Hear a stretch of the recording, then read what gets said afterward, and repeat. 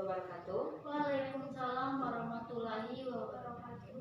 Baiklah, untuk siang hari ini kita akan mempelajari materi tentang fungsi, kategori, dan peran sintaksis dan frasa. Yang pertama, fungsi sintaksis. Tempat atau kata kotak yang memisahkan antara subjek, predikat, objek, pelengkap, dan keterangan dalam suatu kalimat. Dan adapun contoh, ibu memasak nasi di dapur. Ibu sebagai subjek, memasak sebagai predikat, sedangkan nasi adalah objek, sedangkan di dapur itu adalah keterangan.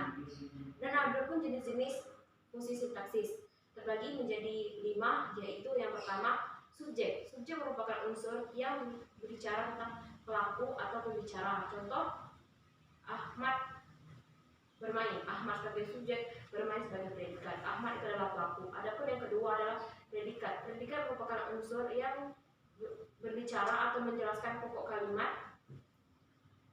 Contoh, Ahmad pergi. Ahmad sebagai subjek, pergi itu adalah predikat karena itu adalah penjelasan.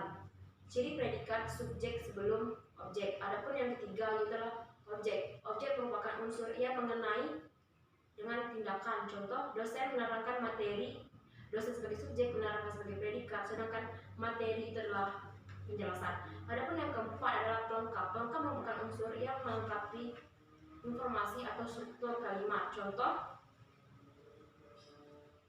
adik berjualan sayur di pasar. Adik sebagai subjek, berjualan sebagai predikat, sedangkan sayur itu hanya pelengkap, sedangkan pasar adalah keterangan. Adapun yang kelima itulah keterangan. Keterangan merupakan unsur yang mengenai keterangan tempat dan keterangan waktu. Contoh, ayah menonton TV tadi siang. Ayah sebagai subjek, menonton sebagai predikat, sedangkan tadi siang itu adalah keterangan waktu. Adapun perbedaan pelengkap dan objek. Pelengkap tidak dapat difasifkan, sedangkan objek dapat difasifkan. Adapun yang kedua yaitu adalah kategori sintaksis.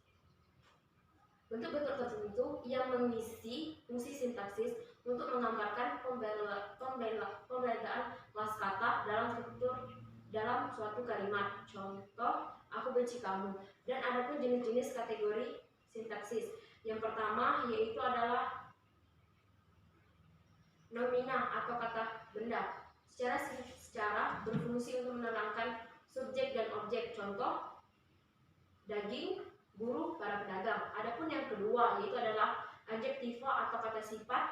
Secara sintaksis menerangkan nomina. Contoh, kaya, miskin, jauh. Adapun yang ketiga yaitu adalah verba atau kata kerja. Secara berada pada posisi predikat untuk menjelaskan struktur kalimat. Contoh, belajar, memukul, dan memakan. Adapun yang keempat adalah numeralia atau angka. Contoh, 1, 2, 3. Adapun yang kelima yaitu adalah preposisi atau kata depan yang menerangkan nomina. Contoh, di, ke, atas. Dan adapun yang keenam yaitu adalah konjungsi atau kata hubung dalam suatu kalimat. Contoh, yang, akan, dan tetapi. Adapun yang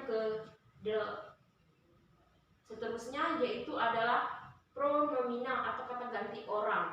Contoh, aku, kamu, dia. Adapun yang kedelapan yaitu adalah adverbal atau kategori ini mendampingi kata sifat, kata kerja, dan kata benda. Contoh, sungguh-sungguh pada siang hari. Adapun yang kesembilan yaitu adalah frase, gabungan dua kata atau lebih. Contoh, ibu akan memasak. Ibu sebagai subjek, akan memasak itu adalah sebagai predikat.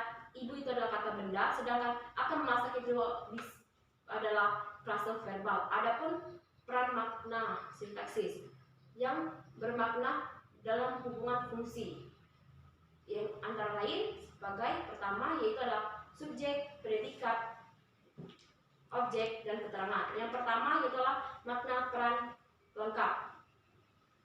Predikat, adalah peran makna predikat. Yang pertama, proses. Contoh, tadi menguning di sawah. Tadi sebagai subjek, menguning sebagai predikat. Adapun yang kedua yaitu adalah keadaan. Suaminya kurus sekali. Suami itu sebagai suami itu sebagai subjek, sedangkan fungsi itu adalah keadaan. Adapun yang ketiga yaitu adalah identitas. Ayahnya seorang guru. Adapun yang kedua yaitu peran makna subjek dan objek. Contoh sebagai pelaku, Ali memukul anjing. Ali sebagai subjek, memukul sebagai predikat, sedangkan anjing itu adalah objek. Sebagai sasaran, Ali memukul anjing. Ali sebagai subjek, memukul sebagai predikat, sedangkan sasaran itu adalah anjing adalah objek. Adapun sebagai hasil yang dikenai dengan tindakan, contoh ia berhasil memberi rumah. Adapun yang keempat itu adalah penggunaan atau yang mendapat keuntungan dari predikat. Contoh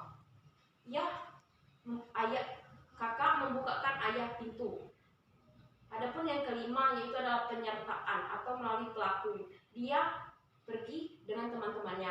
Adapun yang ketiga yaitu makna peran keterangan. Yang pertama yaitu adalah sebagai alat yang berfungsi untuk menerangkan suatu perbuatan. Contoh dia memotong kue dengan pisau. Dia sebagai subjek, memotong sebagai predikat. Sedangkan kue itu adalah objek, sedangkan dengan pisau adalah keterangan. Adapun yang kedua adalah keterangan tempat. Mereka berjalan di pinggir jalan. Mereka sebagai subjek, berjalan sebagai predikat, sedangkan di pinggir jalan itu adalah keterangan tempat. Adapun waktu, minggu lalu mereka datang. Adapun yang keempat yaitu adalah asal, yaitu adalah yang terjadi. Contoh, cincin itu terbuat dari perak. Cincin itu terbuat dari perak. Cincin itu sebagai subjek terbuat sebagai predikat, sedangkan perak itu adalah keterangan. Adapun yang kelima yaitu adalah kemungkinan atau keharusan. Contoh bisa jadi mereka gagal. Dan adapun materi yang kedua yaitu adalah prasa. Gabungan dua kata atau lebih yang menduduki satu fungsi sintaksis. Contoh, adik lucu sedang bermain. Adik sebagai subjek, lucu sedang sebagai prasa, sedangkan bermain itu adalah predikat. Dan adapun jenis prasa dibagi menjadi tiga. Yang pertama berdasarkan hubungan kedua unsur. Yang pertama yaitu adalah prasa koordinatif. Prasa yang kedua unsurnya tidak setara. Yaitu setara.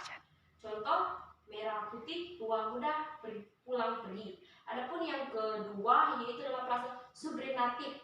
Prasa yang kedua unsurnya tidak sederajat. Contoh, rumah indah. Rumah itu sedangkan menerangkan, sedangkan indah itu adalah diterangkan.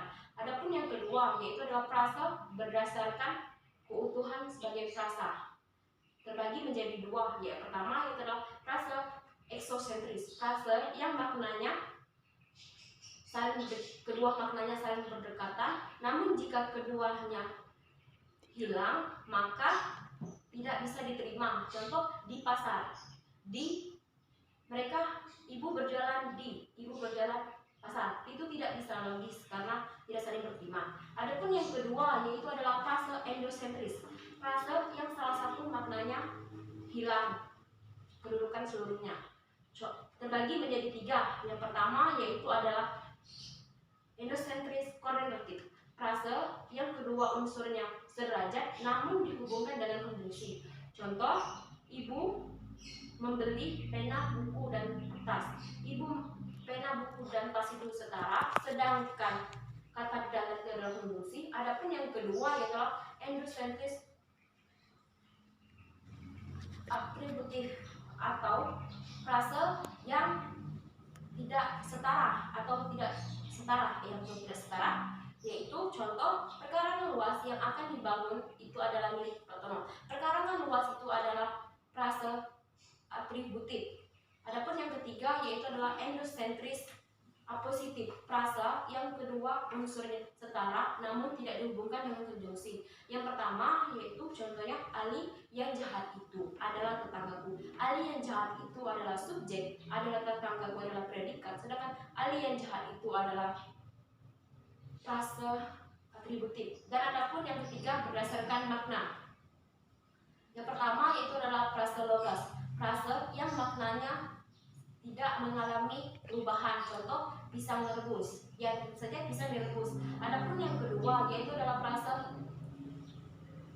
idiomatif atau frase yang maknanya tidak mengalami pergenderan makna. Contoh